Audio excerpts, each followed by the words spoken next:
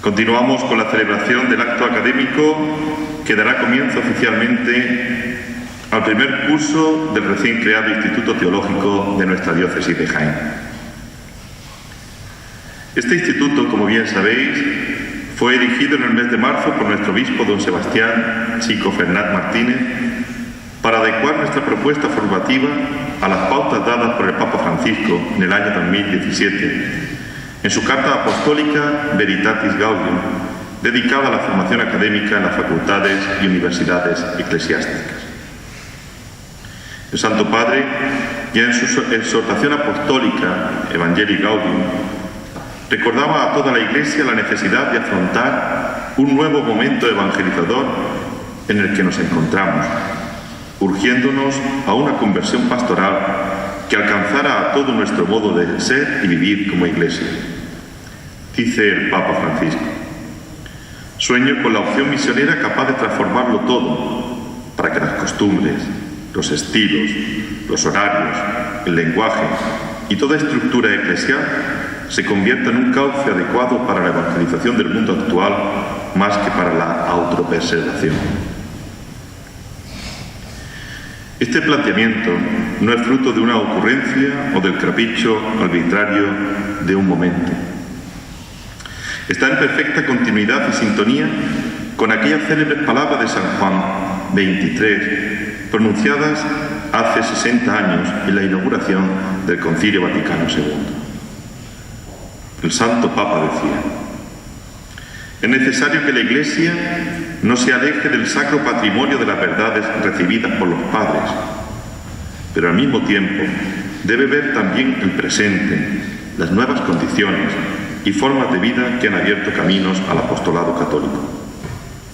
Nuestro deber, continuaba el Papa de Bérgamo, no es solamente custodiar ese tesoro precioso como si nos preocupáramos únicamente por la antigüedad, sino dedicarnos con solícita voluntad y sin temor a esa obra que nuestra edad exige, prosiguiendo así el camino que la Iglesia hace desde hace casi 20 siglos.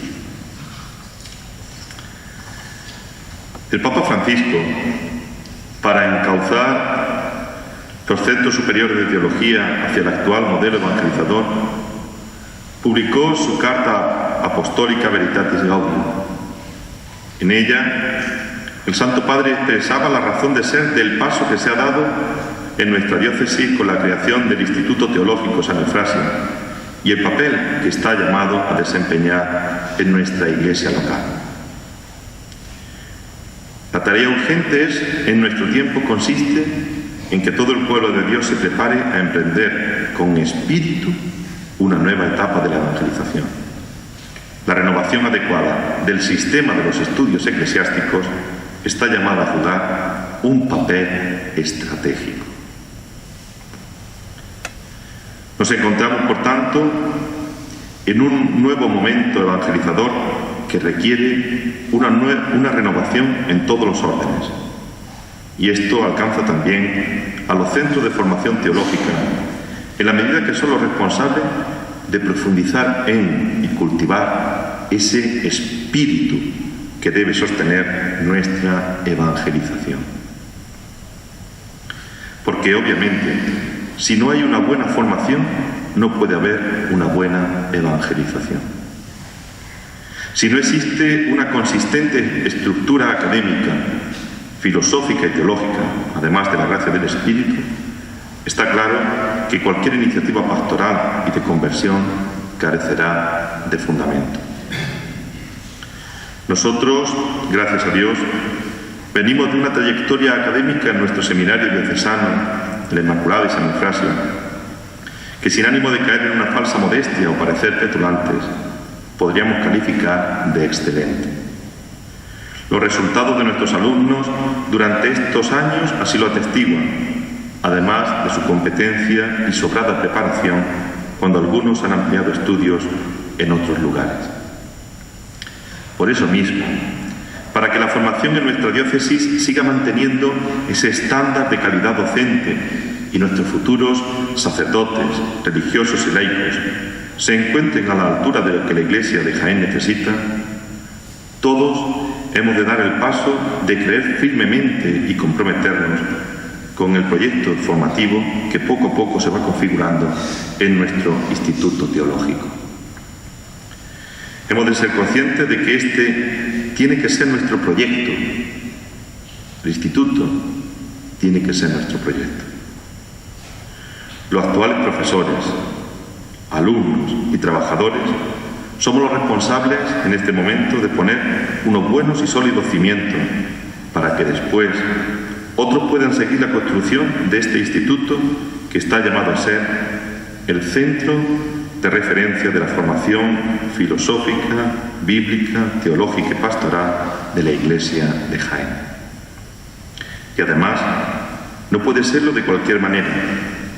El hecho de que hace tan solo una semana recibiéramos la gozosa noticia de que la Congregación para la Educación Católica reconocía nuestra afiliación a la Facultad de Teología de Granada de la Universidad Loyola era la confirmación eclesial de que nuestro instituto tiene que ofrecer una formación acorde a las expectativas de calidad y excelencia que se nos exige como centro superior de formación. En estos momentos, nuestro plan formativo se encuentra articulado en 3 niveles. El nivel elemental o básico, pensado para las personas que quieren iniciarse en los contenidos elementales de nuestra fe. A ellos se les ofrece la Escuela de Fundamentos Cristianos y la Escuela de Catequistas. El nivel medio, pensado para las personas que tienen ya una cierta formación y quieren profundizar un poco más en algún aspecto concreto de nuestra fe.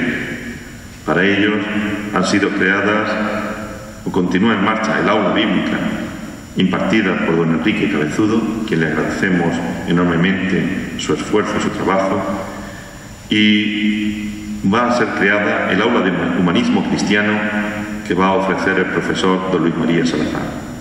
También tengo que decir que don Andrés Segura ofreció y propuso al instituto la creación de una aula jurídica, desde la que impartir también una formación a este nivel a aquellas personas que lo solicitaron.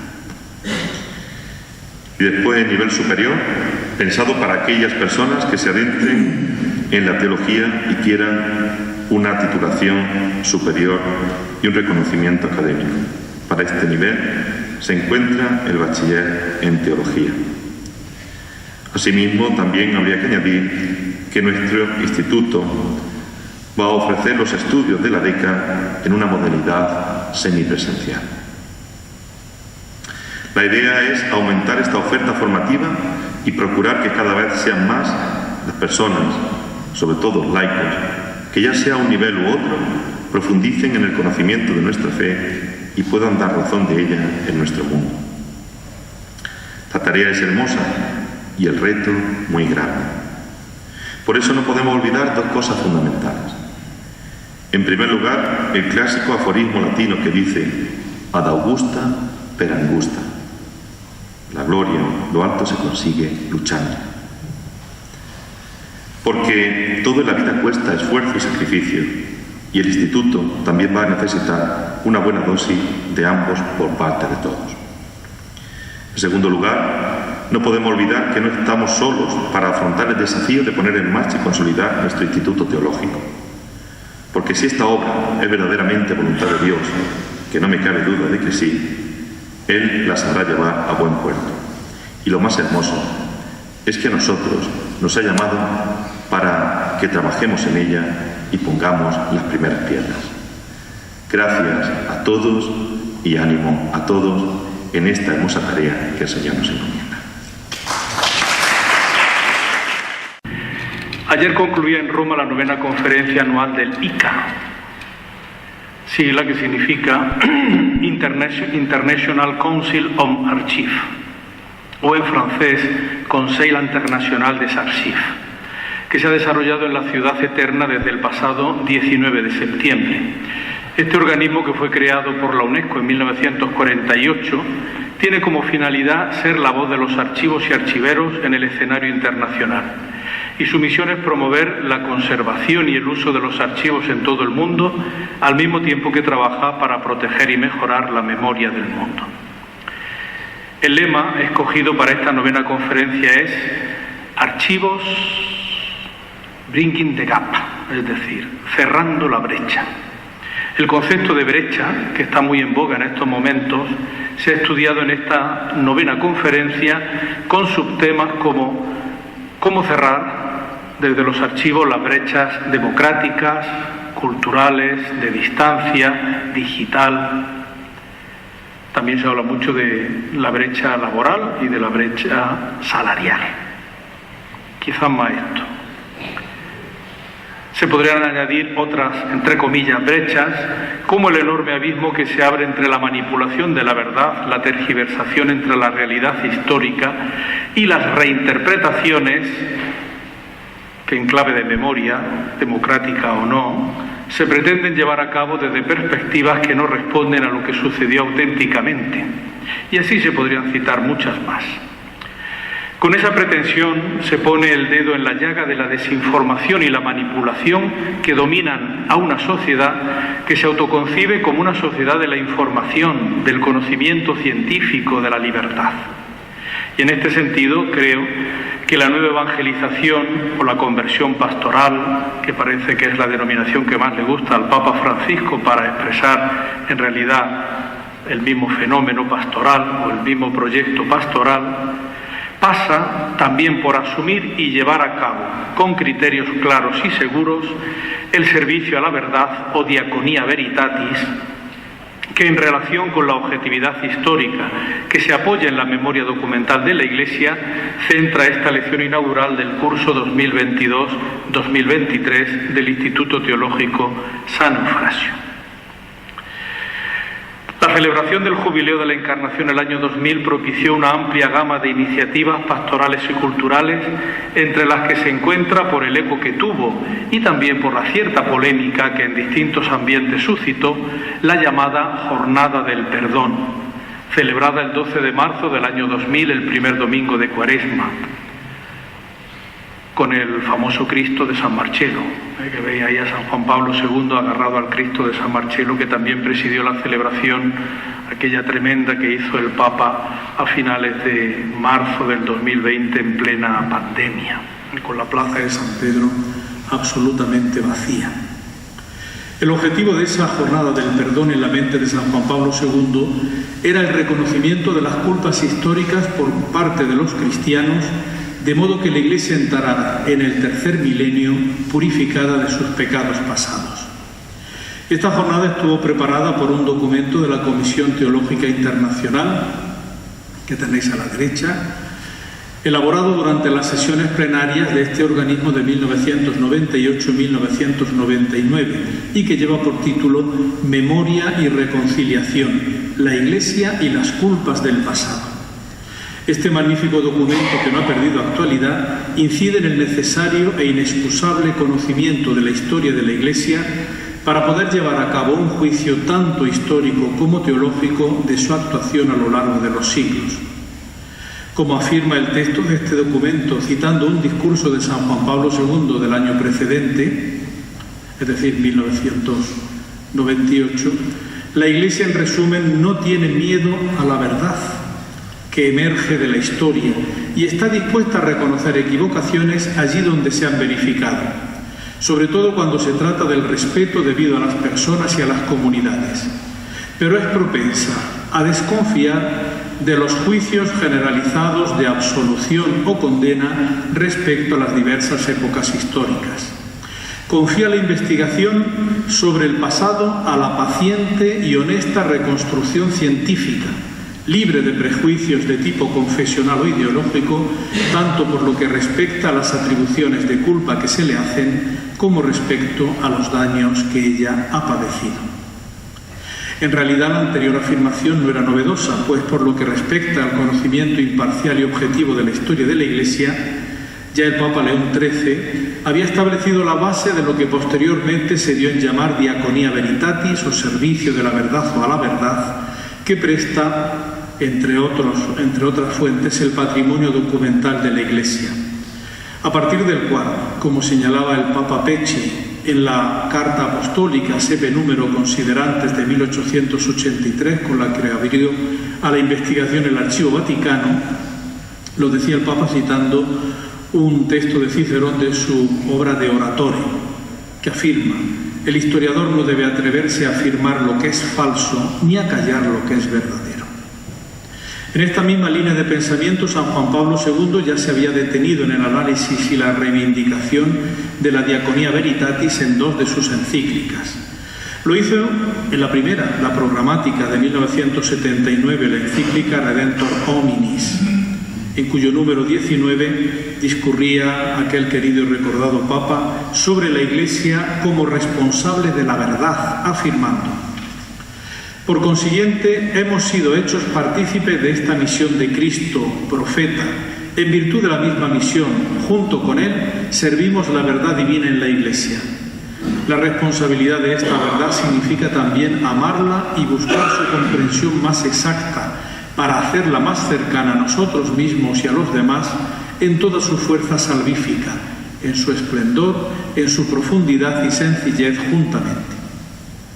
Pasados casi 20 años, San Juan Pablo II publicó su encíclica Fides et Ratio, dedicada, como su título indica, a las relaciones entre fe y razón, publicada el 14 de septiembre de 1998. En el inicio justo del texto, en el número 2 de esa encíclica, el Papa Wojtyła afirmaba: la Iglesia no es ajena, ni puede serlo, a este camino de búsqueda. Desde que en el misterio pascual ha recibido como don la verdad última sobre la vida del hombre, se ha hecho peregrina por los caminos del mundo para anunciar que Jesucristo es el camino, la verdad y la vida. Y decía: entre los diversos servicios que la Iglesia ha de ofrecer a la humanidad, hay uno del cual es responsable de un modo particular: la diaconía de la verdad. Por una parte, esta misión hace a la comunidad creyente partícipe del esfuerzo común que la humanidad lleva a cabo para alcanzar la verdad, y por otra, la obliga a responsabilizarse del anuncio de las certezas adquiridas, incluso desde la conciencia de que toda verdad alcanzada es sólo una etapa hacia aquella verdad total que se manifestará en la revelación última de Dios. Si los elementos artísticos del patrimonio cultural de la Iglesia pueden ofrecer una via pulchritudinis, un camino de la belleza para acceder a la belleza suma, que es Dios, los archivos de la Iglesia ofrecen también un camino para llegar mediante otro trascendental a Dios. Ese otro trascendental filosófico es la verdad. La Diaconía Veritatis, que, como recordó Georges Cotier, el teólogo de la Casa Pontificia, en el simposio sobre la Inquisición organizado en Roma en el año 1998, antes del jubileo del 2000, no es esa Diaconía Veritatis, sino purificar la memoria, que consiste en restablecer el pasado en su objetividad, liberándolo de todos los a priori unidos a su imagen. Esta tarea prioritaria del historiador, que no es otra tarea sino intentar captar lo más fiel y exactamente posible la materialidad de los acontecimientos, implica también establecer sus causas y su contexto, sometiendo continuamente los resultados obtenidos a una valoración crítica, pero siempre desde una correcta hermenéutica. La aportación que el patrimonio documental de la Iglesia puede hacer a la Diaconía Veritatis es decisiva en las actuales circunstancias, donde se reinterpreta sin pudor alguno el pasado con un concepto de memoria que, a pesar de presentarse como recuperadora fiel y auténtica de lo pretérito, en realidad no hace más que reinterpretarlo sobrepasando los límites de la objetividad para ofrecer en ocasiones unos resultados que están más cerca de la ciencia ficción ideológica que de la objetividad histórica de los acontecimientos que se pretenden reconstruir. Y esa realidad en estos momentos se hace más evidente, por ejemplo, cuando se trata del Archivo Apostólico Vaticano. Como es sabido de todos, el Archivo Vaticano está de actualidad. una actualidad que no es debida a la riqueza de sus fondos ni a las amplias posibilidades que ofrece a los investigadores que desde prácticamente todo el mundo acuden a sus salas para desentrañar documentalmente un pasado que es católico, es decir, universal. Pues no en vano este archivo, aunque valdría mejor decir archivos, es en cierto modo el archivo histórico central de la Iglesia Católica. La actualidad del Archivo Apostólico Vaticano, como se llama desde el 22 de octubre de 2019, hasta entonces llamaba Archivo Secreto Vaticano, que da más morbo, lo de secreto, pues desde el motu proprio que el Papa aprobó el 22 de octubre de 2019, cambiando el nombre, ha hecho en cierto modo también aumentar la polémica. La polémica en parte por su anterior calificación de secreto, que daba lugar a todo tipo de especulaciones ocultistas tipo cuarto milenio, donde los ministros de la sospecha contemporánea tomaban argumentos sin base real alguna y sin escasa destreza narrativa para especulaciones que se han plasmado en obras de pretendida pero escasamente lograda literatura, en las que el reclamo del binomio de palabras secreto y Vaticano parece asegurar ya el éxito editorial, aunque culturalmente estas obras no pasen de ser un subproducto, como ocurre con algunas de las novelas de Dan Brown, por citar algún ejemplo, que podría ampliarse casi hasta la saciedad. Cito más de 20 libros a pie de página con ese binomio, secreto y Vaticano. Los secretos del archivo, los misterios de la Iglesia, no vale nada. En fin, es una ofensa a los árboles de los que se hace el papel con el que se imprimen esos libros. Y polémica que se produce también aquí en el Gordo por la apertura de los fondos archivísticos del pontificado de Pío XII, Papa de 1939 a 1958, quien tuvo que hacer frente, apenas elegido, al estallido y desarrollo de la Segunda Guerra Mundial y posteriormente a la división del mundo en dos bloques irreconciliables, el capitalista y el comunista, cuyos enfrentamientos han llenado el periodo de la llamada Guerra Fría hasta la caída del muro de Berlín en 1989 y la caída de todas las democracias populares del este de Europa. Para evitar malentendidos interesados y torticeros, el Papa Francisco firmó una carta apostólica en forma de motu proprio con fecha 22 de octubre de 2019, en la que determinaba que se cambiase la denominación de Archivo Secreto Vaticano por la de Archivo Apostólico Vaticano. En el texto de ese documento, el actual pontífice, recordando la historia de este importante archivo y los servicios que sus ricos fondos han prestado a la investigación histórica, recordaba cómo el adjetivo secretum, en latín, se usaba para referirse al archivo particular, privado de los papas y también de los soberanos de las naciones europeas, pero que el paso del tiempo, con los inevitables cambios sociales, políticos y culturales que imponía, había hecho que, cito textualmente al Papa Francisco, el término secretum, unido al Archivo Vaticano, empezase a ser malentendido, a ser contemplado desde perspectivas ambiguas, incluso negativas, con lo cual esa locución ha asumido una acepción perjudicial de ocultamiento reservado a unos pocos. Todo lo contrario de lo que siempre ha sido y pretende ser el Archivo Secreto Vaticano, que, como dijo mi santo predecesor San Pablo VI, conserva los ecos y vestigios del paso del Señor por la historia. Y concluye el actual pontífice citando unas palabras de su discurso al personal del Archivo Vaticano el 4 de marzo del mismo año 2019. La Iglesia no tiene miedo de la historia, es más, la ama y querría amarla más y mejor como la ama Dios.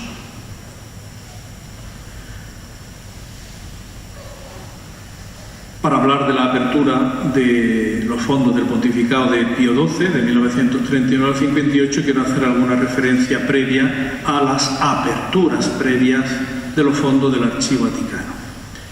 El Archivo Secreto Vaticano dejó de ser realmente un Archivo Secreto Vaticano en la mayor parte de su documentación cuando en 1883 el Papa León XIII, con la Carta Apostólica Sepe Número Considerantes del 18 de agosto, con la fresquita romana de 1883, firmó esa carta dirigida a 3 cardenales de la curia, al cardenal Antonino de Luca, que era el vicecanciller de la Santa Romana Iglesia, por lo tanto, digamos, el moderador de la curia vaticana entonces, y 2 por curados que se habían distinguido por sus válidas aportaciones al campo de la investigación.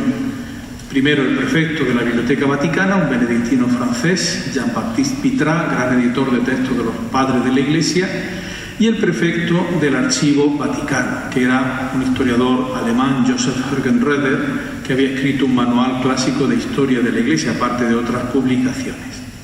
Con esa carta el Papa Pecci ordenaba la apertura a los investigadores de los fondos del Archivo Vaticano, pero fundamentalmente lo hacía con una clara intencionalidad apologética, porque en 1870 los italianos, los garibaldinos, habían conquistado la ciudad de Roma, había terminado la soberanía temporal de los papas, y entonces la Italia unida, bajo la égida de la dinastía de los Saboya, el reino de Italia, se había autoafirmado en cierto modo pues como un proyecto que llegaba con un cierto retraso, porque los papas eran los grandes culpables de que los italianos no se hubieran unificado. Menos unificados estaban los alemanes, y lo siguen estando, y el Segundo Reich se creó en 1870, el mismo año, ¿no? Pero aquí ya hay que buscar un capro expiatorio, que dicen los italianos, un chivo expiatorio, y ese chivo era la Iglesia, el papado. A eso se unía alguna obra de la historiografía liberal protestante, como la historia de los papas de Leopold von Ranke, que también pues incidía en que el papado en Italia había sido un freno para el desarrollo de la nacionalidad italiana. Entonces, en esa carta, CP número considerante, León XIII afirmaba que es deber nuestro no solo reivindicar todos los derechos de la Iglesia, sino además volver por la dignidad de la Santa Sede contra acusaciones injustas, y queriendo que la verdad salga victoriosa, y sepan los italianos que la Iglesia fue para ellos en el pasado y será en lo porvenir abundante manantial de beneficios. Por ello nos hemos resuelto comunicaros nuestro sentir sobre asunto tan grave, dejando su cumplimiento a vuestra discreción. Asumiendo, como ya he citado antes, que la primera ley de la historia es no mentir, la segunda no temer decir la verdad, la cita de Cicerón, y además que el historiador no dé lugar a que se sospeche de él ni por animosidad ni por adulación, León XIII ordenaba que en adelante se permitiese utilizar todos los recursos que los archivos y bibliotecas pontificios ofrecen para el fomento de la religión y de los buenos estudios. Y con este mismo fin declaramos hoy que para realizar estas empresas históricas nuestra Biblioteca Vaticana proveerá de los oportunos materiales. Como ocurre siempre, los archivos son la cenicienta del patrimonio cultural. La Biblioteca Vaticana es muy cookie, con muchos códices miniados, muy bonitas, muchos impresos, pero claro, los archivos muchas veces pues, son documentos que a los que nos gustan estas cosas nos llaman la atención, pero son poco llamativos. Conviene recordar que los fondos del Archivo Vaticano no se abren a la consulta por años, como ocurre con los archivos civiles, sino por pontificados. En el discurso de Benedicto XVI, que tuvo lugar en el 2006, precisamente en una visita suya al Archivo Vaticano, el Papa Emérito señalaba cómo durante su pontificado se habían abierto los fondos del periodo de Pío XI, es decir, 1922 a 1939, y dio orden entonces desde 2006, para que se fuesen clasificando los fondos del pontificado de Pío XII. El Papa Francisco se hizo eco de esta medida en el discurso que dirigió a los oficiales del Archivo Vaticano el 4 de marzo de 2019, apenas 2 días después de que se cumplieran 80 años de la elección de Pío XII. Aprovechando esa coincidencia, el Papa Francisco recordó que los fondos archivísticos del Papa Pacelli habían podido ser consultados ya en parte durante los pontificados de San Pablo VI y de San Juan Pablo II, y que el personal del Archivo Vaticano llevaba ya varios años trabajando, desde 2006, en la preparación de los fondos del pontificado de Pío XII. Y así fue. A principios de marzo de 2020 se abrieron para la consulta los fondos del pontificado de Pío XII. Yo estaba entonces allí con la cuestión de los mártires y aproveché para ir a esos días. La expectación era tremenda. Ha generado una expectativa tremenda que se había traducido en una auténtica avalancha de peticiones para realizar consultas, lo que obligó a habilitar en la web del archivo un apartado para solicitar cita previa, que todavía se mantiene. Pero como es sabido, todo se vio seriamente afectado por la llegada de la pandemia de la COVID-19, que obligó al cierre del archivo a partir del 14 de marzo de ese año. Es decir, se abre el 2 los fondos, pero el 14 se cierra por el COVID. Después, cuando se ha vuelto a reabrir, todavía se mantienen serias restricciones en el acceso de los investigadores. Sin embargo, ello no ha sido óbice para que con un más que evidente sentido comercial se hayan publicado ya obras que se presentan como resultado de las investigaciones llevadas a cabo en los fondos vaticanos del pontificado de Pío XII, como por ejemplo el libro de David Ketzer, publicado, impreso el pasado mes de mayo y que se publicita así, en esa faja que tiene azul. En la narración de un premio Pulitzer, las revelaciones impactantes de los archivos vaticanos. Da ganas de decir, chacha.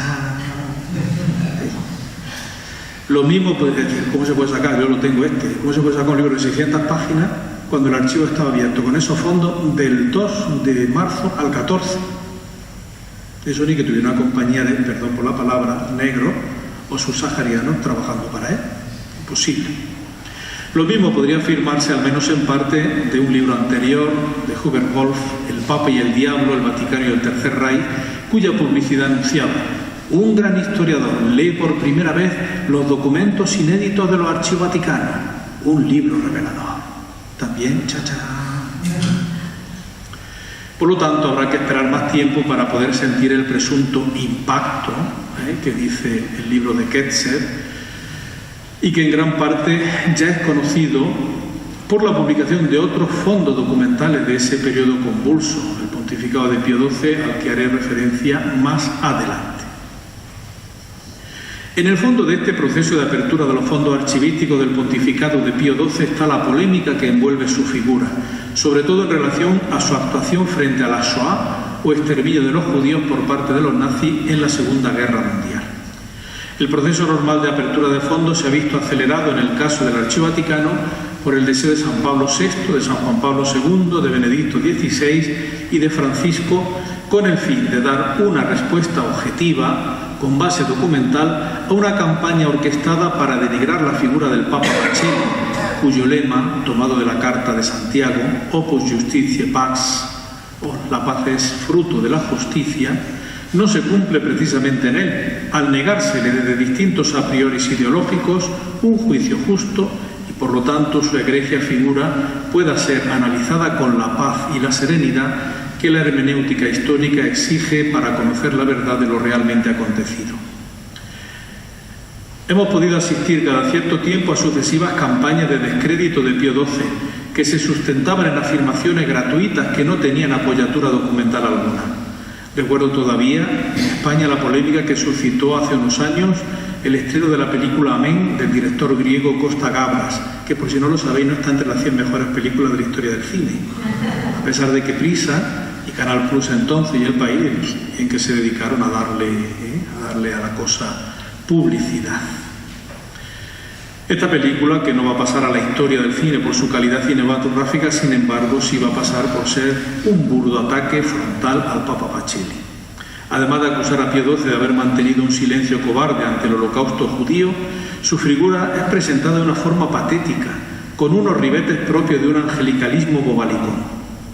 Conviene recordar que Costa Gavras no ha hecho sino llevar a la pantalla la obra teatral que tenéis a la derecha, que es donde empieza todo, donde empieza toda la campaña contra Pío XII. Una obra de teatro, no un documento histórico, no un análisis documental, no, una obra de teatro. O sea, ¿cómo se puede sustentar y descalificar a una persona por una obra de teatro? Esa obra de teatro es El Vicario, que se estrenó en 1963 y que es obra de Rolf Hochhuth, que murió hace apenas un año, un autor alemán, del que no se conoce más obra que esta. No se conoce más que esta, pero la ha sacado partido, la verdad es que la ha sacado partido. Con esta obra de teatro se empieza en Occidente la leyenda negra contra el Papa Pacelli. Para que os hagáis una idea, en los países del otro lado del telón de acero, esta campaña ya había empezado en los años 50 y alcanzó su momento álgido con el estreno del Vicario, que se convirtió en un elemento fundamental de la propaganda antirreligiosa de los sistemas comunistas. Por ejemplo, en uno de los países donde hubo una más feroz persecución religiosa, como Checoslovaquia, el gobierno obligó a los teatros de todas las ciudades a incluirla en sus carteleras, con el objeto de desacreditar a la Iglesia católica. Rolf Hochhuth, que era un converso porque en su juventud había militado en la juventud hitleriana, tuvo todo un proceso de evolución ideológica que le llevó a convertirse en un marxista puro y duro.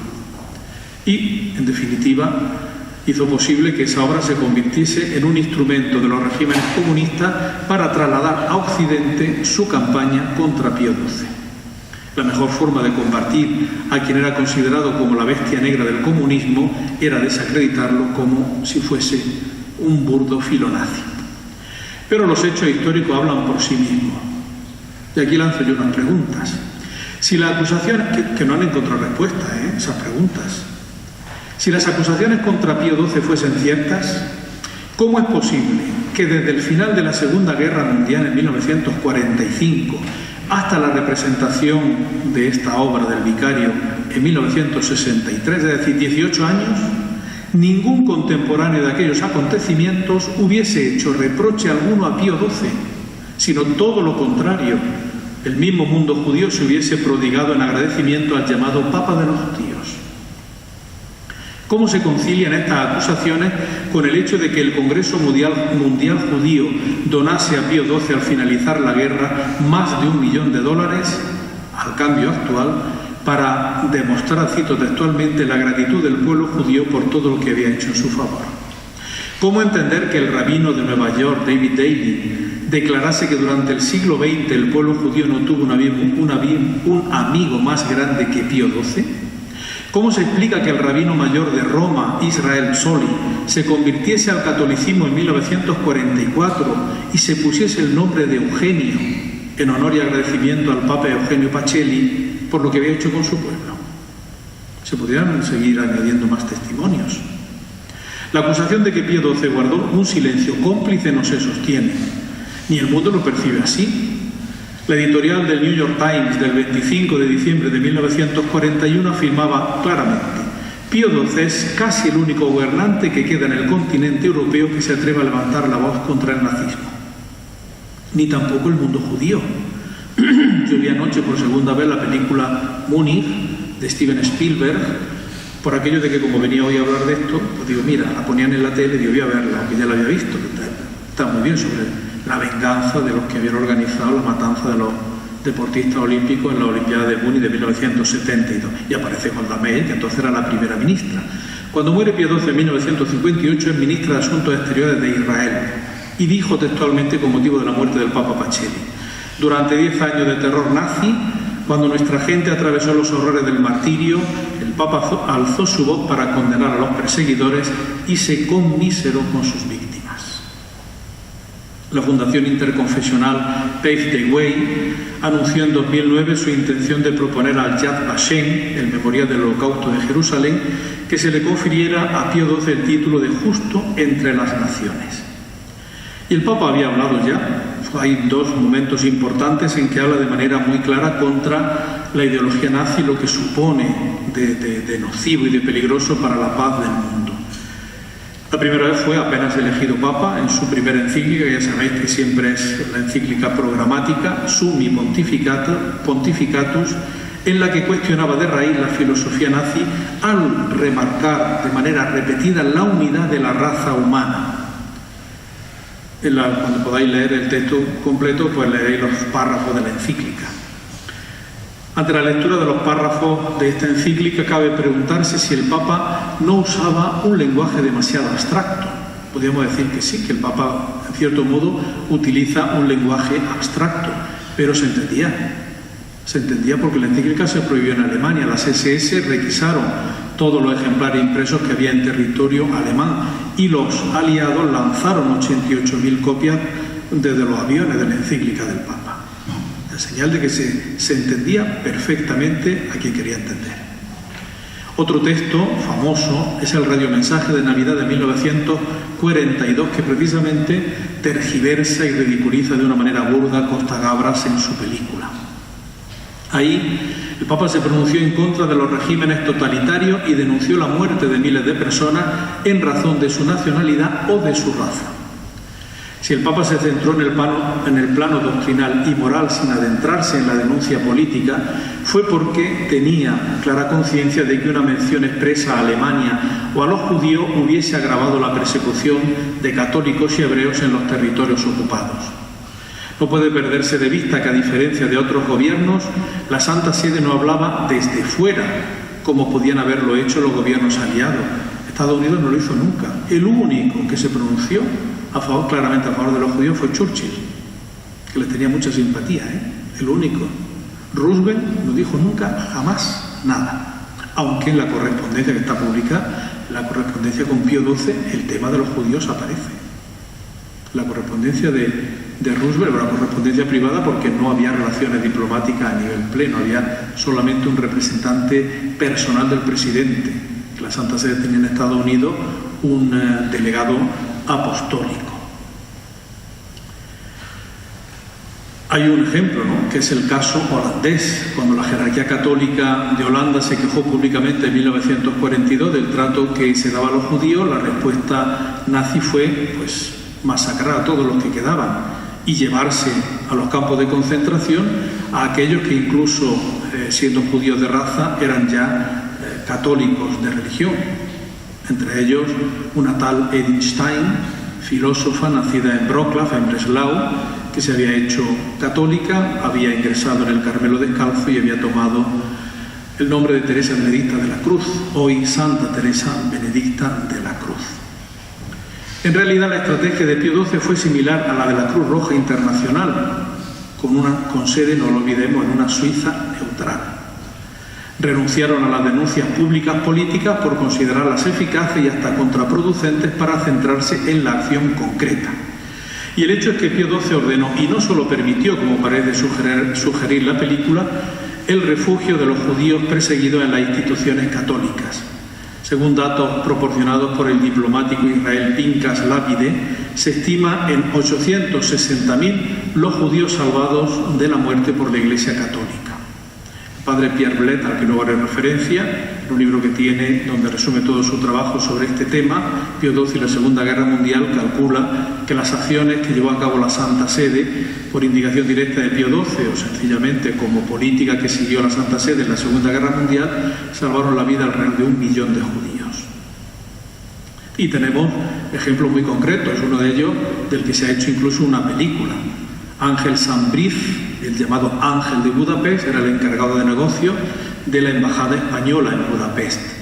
Y él mismo en su memoria narra cómo el entonces nuncio apostólico en Budapest, Angelo Rota, era el que coordinaba con el resto de embajadores que querían colaborar todas las operaciones destinadas a conseguir salvoconductos que permitieran a los judíos húngaros huir de Hungría. En el caso concreto de Ángel Sambriz, que terminó sus días como embajador ante la Santa Sede por su deseo de estar precisamente cerca del Papa, pues él lo que hizo fue buscar y cambiar documentos para que los judíos apareciesen como judíos sefardíes, por lo tanto descendientes de españoles, y se pudiera darles a ellos el pasaporte español, que también se hizo, aunque a eso la memoria histórica parece desconocerlo. Juan Jesús, no eres tú solo el que le falla la memoria, hay más gente que le falla la memoria, A mí también, no te preocupes. No hay que olvidar otro motivo, que aquí, esto a mí me van a declarar algún día personaje non grato, y yo creo que por lo que he escrito, a veces, y he hablado pues como el Mossad nos está oyendo en estos momentos, nos está oyendo perfectamente el servicio secreto israelí, pues cuando las veces que he ido a Tierra Santa me han dado por saco todo lo que han podido. Don José Antonio es testigo, que hemos ido 2 veces a Tierra Santa juntos y a lo único que paraban y metían en la comisaría era mío. Pero en fin, ¿cuál es el motivo? Que en el fondo también explica, por un lado está el comunismo, ¿no? Pero por otro lado, ahora ¿quién queda? Pues quedan los judíos, quedan los judíos. El 2 de abril de 1947, y dada la situación de violencia imperante, Gran Bretaña admitió su incapacidad para mantener su mandato de gobierno sobre Palestina y lo transfirió a la ONU. El 29 de noviembre de 1947, a través de la resolución 181, la Asamblea General aprobó la división de Palestina en dos estados independientes, el Estado israelí y el Estado palestino, pero unidos económicamente. La Santa Sede, que en 1948 había establecido una delegación apostólica en Tierra Santa con sede en Jerusalén, que se mantiene todavía.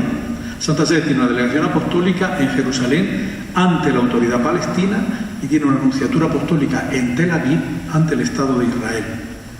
Después de que Israel en 1980 declaró que la capital era Jerusalén en contra de las resoluciones de la ONU, y algunos países, empezando por Estados Unidos, cambiaron la embajada a Tel Aviv. La Santa Sede la sigue manteniendo a Jerusalén la cambiaron. La Santa Sede la sigue manteniendo en Tel Aviv, porque considera que es una ocupación ilegal y una declaración ilegal el convertir Jerusalén en capital del Estado de Israel. Y aquí viene todo esto. Si no la dan a la entrada, la dan a la salida. La Santa Sede, como digo,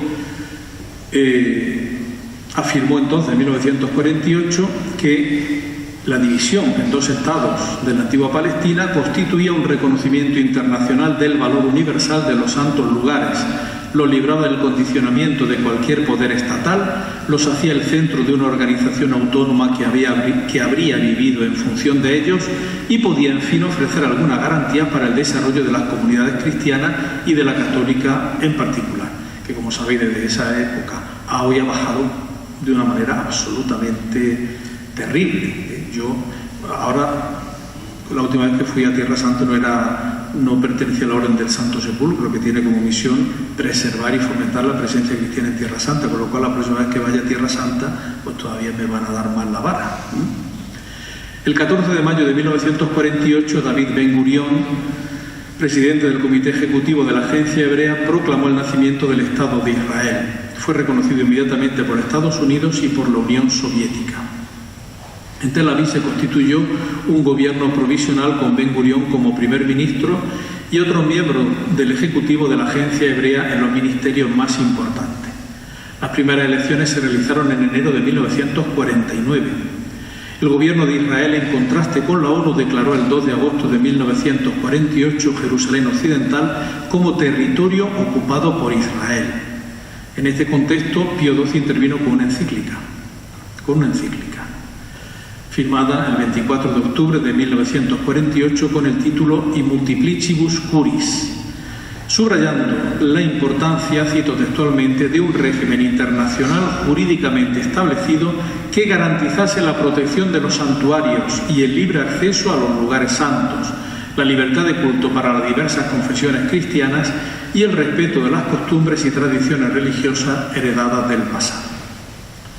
Cuando los hechos posteriores demostraron que la internacionalización era prácticamente inalcanzable, los papas y la diplomacia de la Santa Sede, sin entrar en la cuestión de la soberanía, continuaron insistiendo en la dimensión religiosa y en la preservación de la identidad de la ciudad mediante un instrumento jurídico internacional o un estatuto especial. La misma posición y reiterado esfuerzo han continuado después. Los documentos dedicados a ello, que parten del primero de 1887, que llegan hasta hoy, son muchos y han sido publicados separadamente. En todo caso, la actitud de la Santa Sede respecto a la situación territorial de Jerusalén es la misma de la comunidad internacional. La parte de la ciudad de Jerusalén ocupada militarmente en 1967 y sucesivamente anexada y declarada en 1980 capital del Estado de Israel es territorio ocupado ilegítimamente, y todas las medidas israelíes que ceden el poder de un ocupante beligerante bajo la ley internacional son por este motivo nulas. Por eso la Santa Sede no reconoció la capitalidad y la nunciatura sigue estando en Tel Aviv. Esta posición está recogida en la resolución 478 del Consejo de Seguridad de la ONU del 20 de agosto de 1980, que declara la ley fundamental israelí concerniente a Jerusalén como capital nula y vacía. De hecho, como he dicho, en 1994 se establecieron relaciones diplomáticas entre la Santa Sede y el Estado de Israel. La nunciatura se estableció en Tel Aviv y allí sigue, mientras que la delegación apostólica, que es la que representa a la Santa Sede ante la autoridad palestina, sí está en Jerusalén.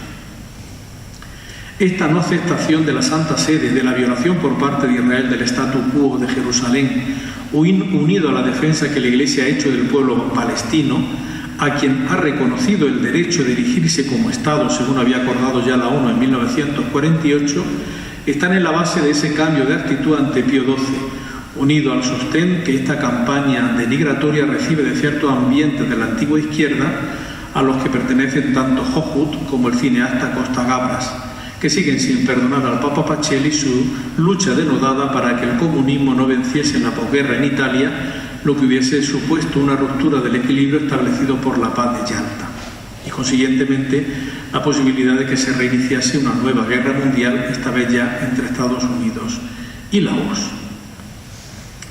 Llama pues poderosamente la atención que una obra de ficción, una pieza teatral como El Vicario, aunque esté basada en algunos personajes históricos, haya servido de base y punto de partida para una sistemática campaña bien orquestada que arroja sombra de dudas sobre la actuación de Pío XII en la cuestión judía.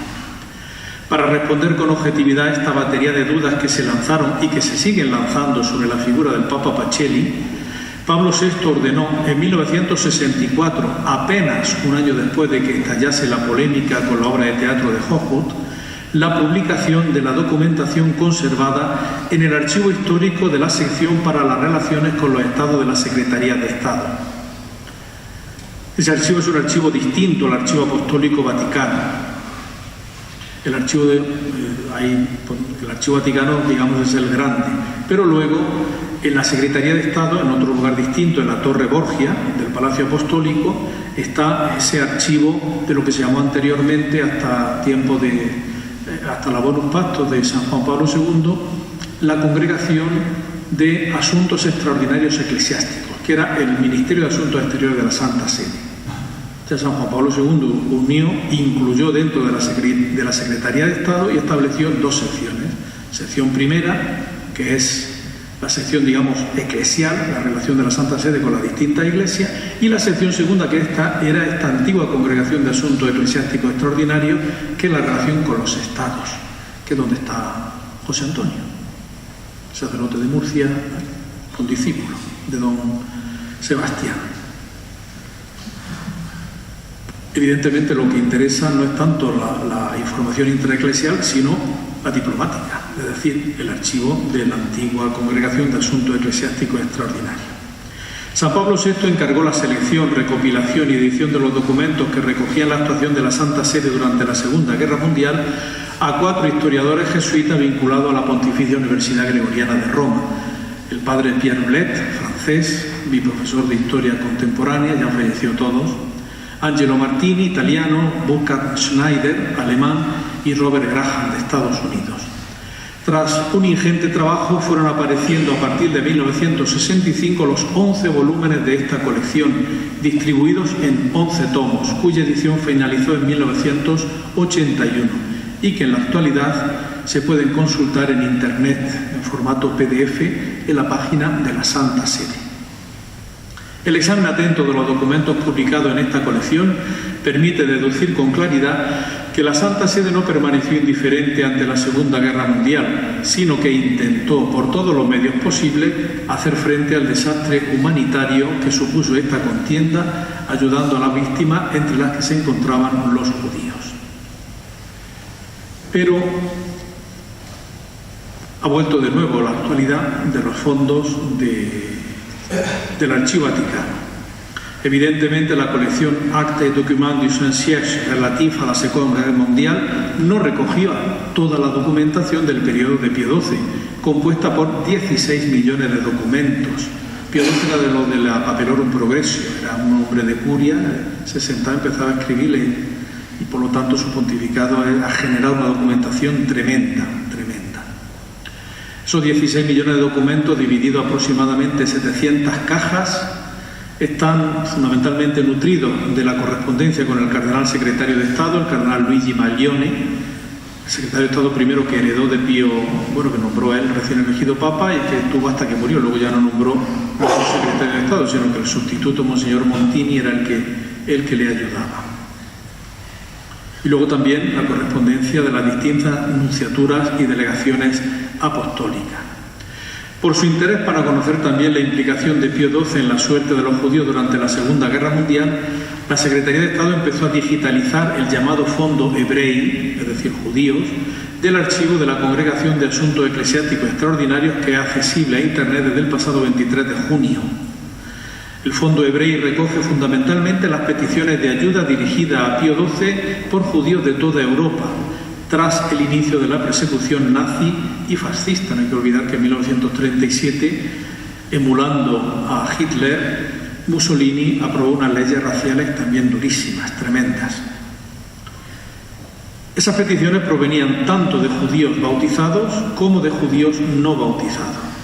Esta interesante fuente documental consta de un total de 170 volúmenes que recogen casi 40.000 expedientes, de los que actualmente son accesibles por Internet el 70% del material. Como veis, se puede consultar hasta la caja 100, de 170 cajas hasta la caja 119, pero sí, se están ya terminando de digitalizar y pronto estarán en la red el 30% del material que aún falta. Este fondo se originó tras el estallido de la Segunda Guerra Mundial, cuando la entonces Sagrada Congregación para los Asuntos Eclesiásticos Extraordinarios encargó a un diplomático la tarea de atender las peticiones de ayuda que llegaban al Papa desde toda Europa, con el objeto de prestar toda la ayuda posible. El responsable de esa gestión fue Monseñor Angelo Dell'Acqua, que había sido colaborador del delegado apostólico de la Santa Sede en Turquía, un tal Angelo Giuseppe Roncalli, que terminó siendo San Juan XXIII, y que posteriormente, cuando en 1953 Pío XII nombra a Giovanni Battista Montini, arzobispo de Milán, lo sustituyó como sustituto de la Secretaría de Estado. Luego Montini, ya Pablo VI, lo nombró cardenal y vicario suyo para la ciudad y la diócesis de Roma. ¿Qué tipo de documentos se conservan en este fondo? Son fundamentalmente peticiones de visados, de pasaportes para emigrar a América, solicitudes de refugio o de reencuentro con un familiar, de liberación de detenidos, de traslado de un campo de concentración a otro, peticiones de noticias sobre personas deportadas o cuestiones más básicas como el simple suministro de alimentos o de ropa o sencillamente de dinero. Cuando llegaba a la Santa Sede una petición, se abría un expediente que, una vez ultimado, se conservaba en la serie Hebrei, judíos. Se activaban entonces los canales diplomáticos para intentar prestar toda la ayuda posible, teniendo en cuenta la complejidad de la situación política a escala mundial. El poder conocer con nombre y apellidos a los algo más de 4.000 judíos que solicitaran ayuda al Papa durante estos años aciagos ha hecho posible que se pueda confeccionar lo que algunos estudiosos han dado en llamar la lista Pacelli, haciéndose eco de la otra más famosa y cinematográfica lista de Schindler. Veamos algunos ejemplos. Esa es la carta de la señora Flora Polak, residente en la antigua Yugoslavia de más de 80 años, que le escribe al Papa con la ayuda del obispo de Ljubljana. Se dirige a la Santa Sede para solicitar que le ayudase a obtener un permiso para viajar a Italia, donde vivía su hijo, el doctor Pablo Peto, que estaba internado en la provincia de Como. Al llevar tiempo sin saber nada de la señora Pola, su hijo temía que hubiese sido detenida y llevada a un campo de concentración. Por ello, la Santa Sede le pedía al arzobispo de Zagreb, hoy beato cardenal Alois Stepinac, murió en prisión por los comunistas, lo detuvieron después de la Segunda Guerra Mundial, le hicieron un juicio falso, como le hicieron al cardenal Wyszynski, al cardenal Vicenzi en Hungría, y murió en la cárcel. Pues le pedía a Santa Sede al arzobispo cardenal de Zagreb, Alois Stepinac, que hiciese todas las indagaciones necesarias para conocer el paradero de la señora Flora. Otro documento es la carta que Natale y Giuseppe Privitera, que eran hijos de Gregorio, católico, y de Clelia del Vecchio, judía, nacidos respectivamente en 1910 y 1915 y bautizados el 10 de junio de 1939 por su propia voluntad, se veían constreñidos por las leyes raciales italianas de 1937 y querían emigrar, por lo que pedían ayuda, simplemente ayuda económica, a la Santa Sede para poder viajar a Brasil. Finalmente pudieron marcharse a Brasil. Algunas de las peticiones eran inviables, como la solicitud de Michele Puritz, que dirigió entonces una carta al secretario de Estado de la Santa Sede, es anterior a 1939, el cardenal Eugenio Pacelli, para que se le concediese el pasaporte vaticano.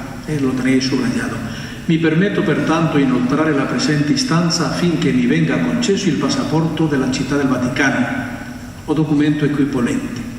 El problema es que la concesión del pasaporte vaticano está muy restringido, no a todos los que trabajan en la Santa Sede, sino sencillamente, fundamentalmente al personal diplomático, y está regulado por los acuerdos laterales con Italia, lo cual pues hacía prácticamente imposible que tal y como lo que pedía se le pudiese conceder, a pesar de que presentaba la petición con el aval manuscrito dirigido a Monseñor Montini, secretario de su eminencia el cardenal Pacelli de la Ciudad del Vaticano, el futuro Pablo VI. Pues vamos a ir concluyendo ya. Es una foto que representa la sala de audiencia de Castel Gandolfo llena de refugiados. La Iglesia, con el patrimonio cultural que como consecuencia de la inculturación de la fe ha generado a lo largo de los siglos, y especialmente con la documentación que ha producido y recibido y que refleja, como afirmaba San Pablo VI, el transitus domini, el paso del Señor por el mundo y por la historia, debe desarrollar su diaconía de la verdad, que nunca debe ser oscurecida o atenuada por a prioris ideológicos, ni de un signo a favor ni de otro en contra, porque eso produce una brecha, lo digo por la conferencia del ACI, una brecha intencionada entre la realidad y lo que se afirma que ocurrió. Como afirma acertadamente un teólogo ya difunto, que no es de mi especial devoción precisamente, pero que es inteligente y por lo tanto dice cosas serias, también ha hecho muchas tonterías, Hans King, pues dice Hans King, no solo rechazo la visión optimista y armonizadora de la historia de la Iglesia, sino también la interpretación de la historia marcada por el odio y el afán de denuncia que pone a la Iglesia de vuelta y media. Así pues, no simpatizo con los admiradores acríticos, ni con los críticos guiados por el resentimiento, ya que los unos y los otros no quieren ver más que una cara de la Iglesia. Más bien abogo por el esfuerzo de la matización, pues la historia de la Iglesia, como la de todas las grandes instituciones, es ambivalente, y yo añadiría como el ser humano, paradójica. El valor de la historia de la Iglesia radica no solo en que descubre la rica gama de posibilidades de la existencia cristiana, sino también en que se enfrenta con lo humano de la Iglesia, con el problema del poder, del pecado, de la deficiencia, de la falibilidad. A pesar de que en siglos pasados no faltaron teólogos que identificaron a la Iglesia con el reino de Dios, sabemos, como constata, este sí es teólogo de mi devoción, San John Henry Newman, que tal identificación es hoy inaceptable. En los Evangelios, decía Newman en su gramática del asentimiento, leemos claramente que la historia del reino de los cielos comenzará con el sufrimiento y la santidad, pero con la misma claridad se lee que también estarán presentes la traición y el pecado. Es decir, que existirán en todos los tiempos hombres píos y santos, y la santidad es y siempre ha sido la vida y la sustancia y la simiente del reino divino. Sin embargo, habrá también muchos hombres, es más, su cantidad será mayor, que darán escándalo en vez de defender la fe. Sin duda alguna, no me quedo con estos segundos hombres entre los que yo me cuento, sino con los primeros a los que hacía referencia mi querido, admirado John Henry Newman, esos hombres píos y santos. Precisamente, uno de ellos llevaba ese nombre, Pío XII, Eugenio Pacelli, Papa de 1939 a 1958. La apertura de los fondos del Archivo Vaticano de este amplio arco cronológico ayudará sin duda para que quien tenga honradez intelectual pueda situar en su contexto preciso a este gran Papa, conociendo con certeza documental su actuación en aquella difícil y trágica hora del mundo. Somos conscientes de que, como atinadamente escribió Simone Weil, hay que hacer un esfuerzo para expresar lo verdadero, también para captarlo. Lo falso, o al menos lo superficial, se expresa y se recibe sin esfuerzo.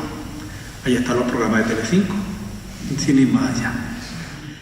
Y por ello es posible que, sin cuestionamiento alguno, la caricatura de una persona reflejada en una simple y mala obra de teatro se eleve sin problemas a la categoría de verdad histórica y se mantenga y se repita.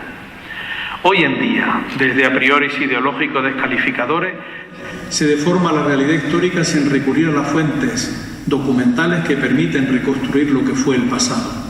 Por ello, el patrimonio archivístico de la Iglesia debe convertirse en un instrumento al servicio de la diaconía veritatis, del servicio de la verdad, pues así se podrá hacer realidad lo que otro pensador a quien yo le profeso gran devoción, Blaise Pascal, expresó atinadamente en sus pensamientos, y sólo entonces la historia de la Iglesia podrá ser propiamente llamada la historia de la verdad.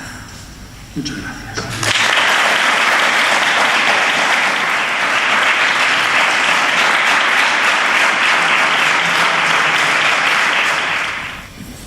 Ilustrísimo señor director del Instituto Teológico San Eufrasio, José Antonio, ilustrísimo rector del seminario, de nuestro seminario de Inmaculada y San Eufrasio, queridos formadores, profesores y demás miembros del claustro, personal de paz de nuestro centro, querido Francisco Juan, profesor y ponente de esta excelsa y magnífica e interesante lección inaugural sobre el Archivo Vaticano que acabamos de escuchar. Muchísimas gracias. Queridos seminaristas, alumnos y alumnas, buenas tardes ya a todos y gracias por vuestra presencia. Muchísimas gracias.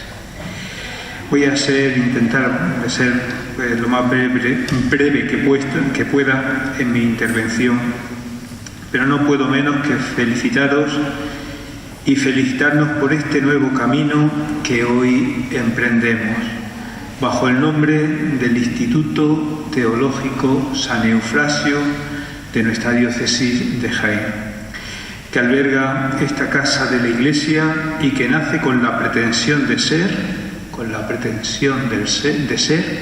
y eso es un gran empeño con el cual yo también inicio mi ministerio episcopal entre vosotros, el corazón de la formación teológica en nuestra diócesis, con una mirada abierta a toda la sociedad jienense y en diálogo con otros entes del saber, en diálogo con todos aquellos con los que podamos, dicho de alguna manera, dialogar. No solo a los seminaristas que ya se formaban en estas aulas, sino a todos los que tienen sed de Dios y quieren profundizar en su conocimiento a través de estudios de teología. Nuestro centro tiene que ser un centro totalmente abierto. Y abierto a todos. Y en ese estar abierto a todos, pues también se ha ofrecido la posibilidad me han pedido 2 obispos de África, la posibilidad de que algunos seminaristas de África, especialmente de Tanzania, pues me han pedido 3 becas. Bien, nosotros hemos visto los acuerdos, hemos visto un convenio que ya con una diócesis, con un obispo, el obispo de la diócesis de Bunda, en Tanzania ya se ha realizado, y por lo tanto un seminarista ya con los estudios terminados en filosofía, este obispo quiere que sus seminaristas terminen primero filosofía allí y luego completen la teología pues en alguna diócesis europea, en este caso española, como puede ser la nuestra. Y otro obispo de una diócesis vecina pues también me ha pedido que 2 becas para 2 seminaristas, y bueno, pues estamos en los trámites. Yo ya le he respondido al obispo pidiéndole todo lo que nuestra diócesis exige, bien cerradito, para que luego en ningún momento haya ninguna complicación, pero sí bien preparado, y estoy a la espera ya si es que el obispo ese acepta pues las condiciones que yo y la diócesis le exponemos para que sus seminaristas, 2 seminaristas, puedan estudiar aquí durante 5 años, exclusivamente 5 años, porque este sí me pide que vengan ya con el curso propedéutico terminado. Por lo tanto, nuestro centro también, a través de esta ayuda caritativa, de este servicio a nuestras iglesias necesitadas, a nuestras iglesias hermanas, pues se pueda abrir y pueda ofrecer un hermoso servicio. Un centro, por tanto, abierto ya no solamente a la sociedad jienense, abierto a nuestra Iglesia española, sino un centro también abierto a la Iglesia universal.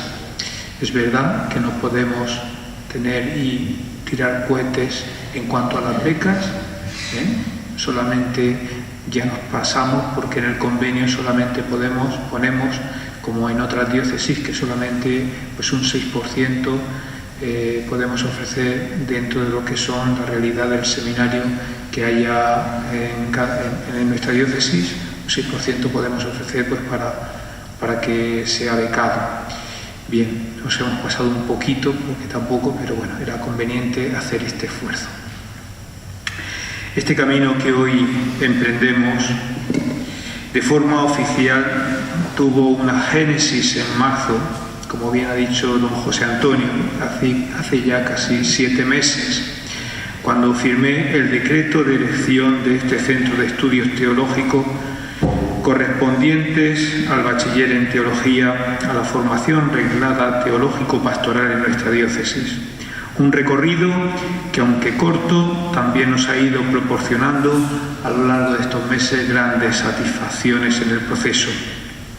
Satisfacciones que se ha referido don José Antonio, pero que yo también ahora quiero nuevamente resaltar. La primera de ellas, saber que contamos con un equipo de profesores y formadores con una gran formación y solvencia. En mi entrevista con el rector y con el decano de la facultad, el rector de la Loyola y la Facultad de Teología de Granada, Gonzalo, pues la verdad es que eso me lo subrayaron, cosa que yo agradecí y la verdad pues que me hizo sentir muy dichoso. E incluso el hablando con el rector del Colegio de Roma, el Colegio Español de Roma, pues también como el rector e incluso los formadores, los que están allí, los operarios, pues como también pues ellos hablando sobre todo con Jesús, con el rector, pues e incluso con anteriores rectores que han pasado por allí no hace tanto, pues me decían cómo la diócesis de Jaén ha dejado un gran marcado, una huella bien marcada en su paso por Roma y con qué nivel han llegado allí los estudiantes para afrontar los estudios que nuestra diócesis les han pedido. Por lo tanto, pues también, pues ¿qué queréis que os diga? Pues uno se siente dichoso y agradecido. Bien, pues hombres, en cuanto a los profesores, me estoy refiriendo, y formadores, hombres preparados y comprometidos con ganas de transmitir sus conocimientos en teología, su preparación. Nuestra preparación es grande, pero también vuestra experiencia de Dios, porque solo se puede amar lo que se conoce, lo que los convierte en los mejores, os convierte en los mejores para impartir estas materias. También uno de los deseos es pues ponernos por delante en cuanto al profesorado esos retos que tenemos que tener pues para ir pues aumentando nuestra formación y viendo cómo podemos ir elevando el nivel pues de nuestros conocimientos para mejor también seguir sirviendo en el mundo de hoy a nuestra Iglesia. La segunda satisfacción llegó a los pocos días de ese decreto de elección y fue la afiliación canónica de este instituto a la Facultad de Teología de Granada, con la que esta diócesis lleva un recorrido conjunto de más de 80 años y que ahora se convierte en el alma mater de este centro. Quiero en esta inauguración de curso mostrar El mayor de mis agradecimientos a la facultad, a la acogida, a la Facultad de Granada y por ende a la Universidad Loyola a la que pertenece, especialmente al señor rector, a don Gabriel Pérez Alcalá, que tan deliciosamente me acogió el día que fui a verle, a entrevistarme con él, y al señor decano de la Facultad de Teología, don Gonzalo Villagrán Medina. Con esta afiliación, unimos aún más esos lazos que ya existían y conseguimos que las personas que se formen en el Instituto San Eufrasio obtendrán no solo el mejor magisterio, sino además una titulación reglada por un centro tan prestigioso como es la Loyola. Y la tercera satisfacción vino en agosto, hace tan solo unas semanas, a finales de agosto, 1 de septiembre, desde la Santa Sede, cuando desde la Congregación para la Educación Católica aprobaban los estatutos del Instituto Teológico de Jaén y el reconocimiento oficial de la afiliación a la Facultad de Teología de Granada. Lo que, queridos hermanos, supone una legitimación importante a este centro de estudios diocesanos que otros centros teológicos han tardado algunos años para alcanzarla. Por tanto, pues todos nos tenemos que felicitar por este recorrido tan fácil como nos ha sido. Y eso, sin más, alguno me decía, oye, aquí algo se habrá hecho. Digo, no, lo hemos hecho entre todos, porque todo esto ha salido bien, porque todos lo hemos hecho bien, empezando por el informe que se hizo desde un principio y pasando pues por las distintas entrevistas que quizás el obispo y el director pues también ha tenido, pero especialmente por el gran ambiente y por la decisión que desde el primer momento había de que en nuestra diócesis permaneciera el instituto, el Centro de Estudios Teológicos y en este caso el Instituto Teológico San Eufrasio. Y la última de las satisfacciones, la que me ensancha el corazón y que viene aparejada con la creación de este centro, es la de corroborar una vez más que esta diócesis es una diócesis viva. Una diócesis viva.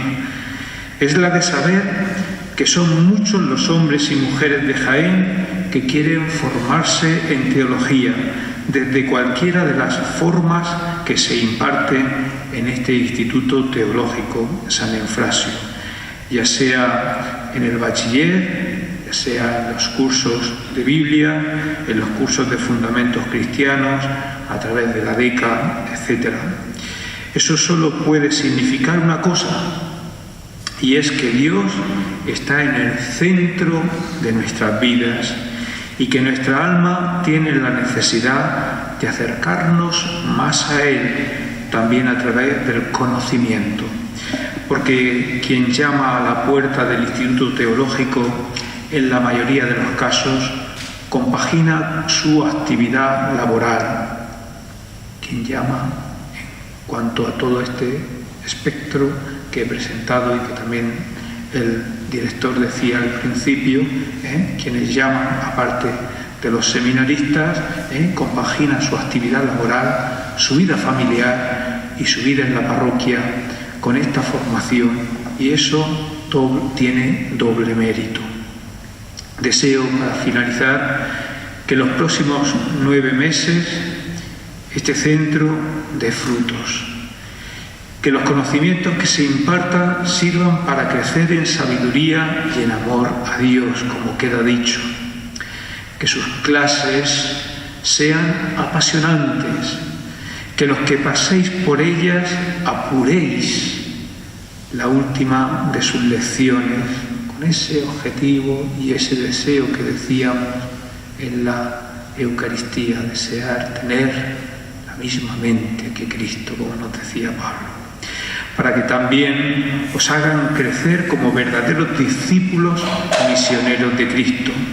Deseo que en estos pasillos, en esta casa de la Iglesia, en este instituto, se camine juntos, en sinodalidad, profesorado y alumnado, personal de servicios, aquellas personas que tan deliciosamente nos están atendiendo, porque la meta es común, y también unidos a toda nuestra Iglesia diocesana, buscando la conversión pastoral que necesitamos para que en toda nuestra tierra jienense se conozca la buena nueva traída por nuestro Señor Jesucristo.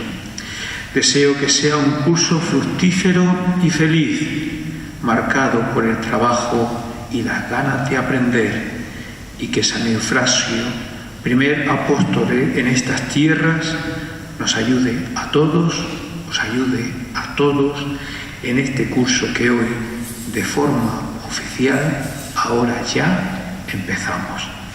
Queda, por tanto, inaugurado el curso 2022-2023 del Instituto Teológico San Eufrasio de Jaén. Felicidades y enhorabuena.